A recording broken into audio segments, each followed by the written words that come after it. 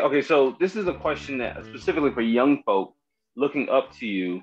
I like to ask the reverse engineering question. All right, and so the question is, how did your childhood passions as a kid prepare you for your adult career choice?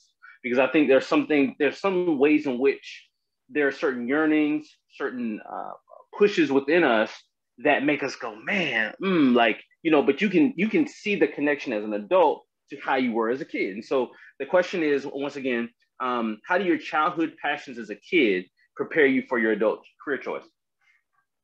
I think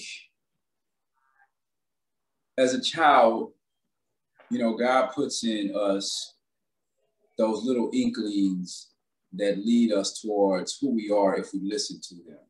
For example, I've always been alone. For as long as I can remember, I've been a loner. And I think people oftentimes will try to fight that feeling, but I think it's a valuable quality and characteristic if you know how to balance it, especially in leadership, because as you know, oftentimes walking in leadership and in new territory is lonely. It may not be somebody who's done what you've done. You may be a first generation business owner, first generation whatever, right? First generation college student, whatever. And sometimes walking in those areas is lonely. But also I think just that inkling that I had inside of me, I used to get in trouble a lot for running my mouth. I mean, my dad and my mom would pop the mess out of me for running my mouth. I ended up majoring in communications in college. I ended up doing public speaking. And actually, the most money I've ever been paid from doing what I love to do came from public speaking. It was the first time I ever got paid, I think like $4,000 for a 1.5 hour keynote. So keep in mind, right, the child that used to get beat for running his mouth so much is the same child that used to get the bread for running his mouth so much. That's dope. No, that's dope. That's dope. That's awesome.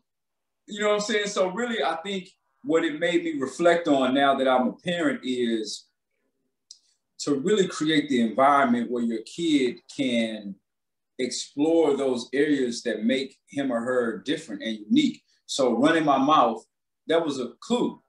I majored in communication studies. I do public speaking.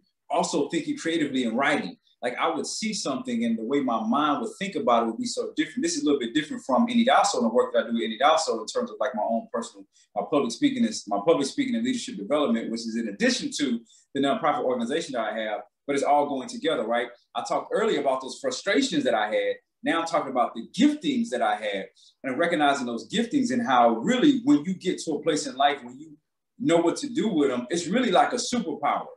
It's like when you don't know what to do with your superpower, you'll mess somebody else up or you'll mess yourself up. But then once you know what to do with your gifts and your talents, that's when I think you really have the opportunity to really make a transformative change. And so that's what it's been. Everything that I had inside of me as a kid, my frustrations, my agitations, running my mouth so much, thinking creatively, innovatively, thinking different and strategically, you know what I'm saying? All that stuff was in me. And those are the exact same things that I'm utilizing right now to really move the organization and my personal mission and vision forward.